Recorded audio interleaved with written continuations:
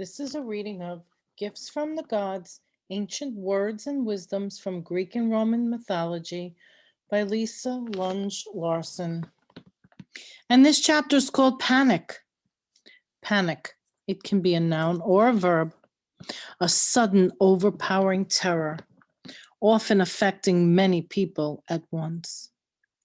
Now he could feel the same panic rising again in his throat and mind, rising like waves that whirled about him with only an occasional snatch of breath, rising to blur his brain, to swamp out all thought.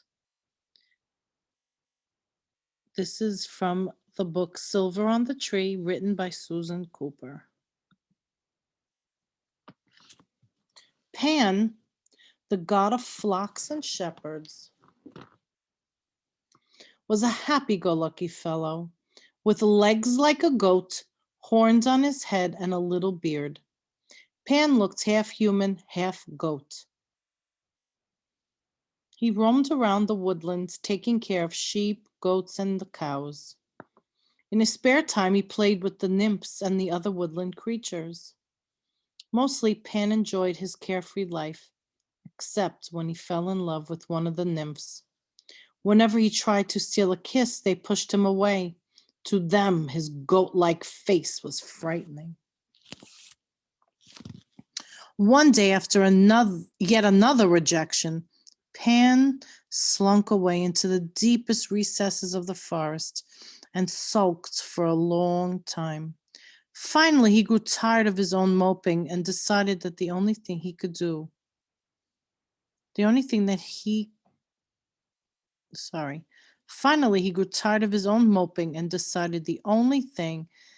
that could cheer him up was playing a prank.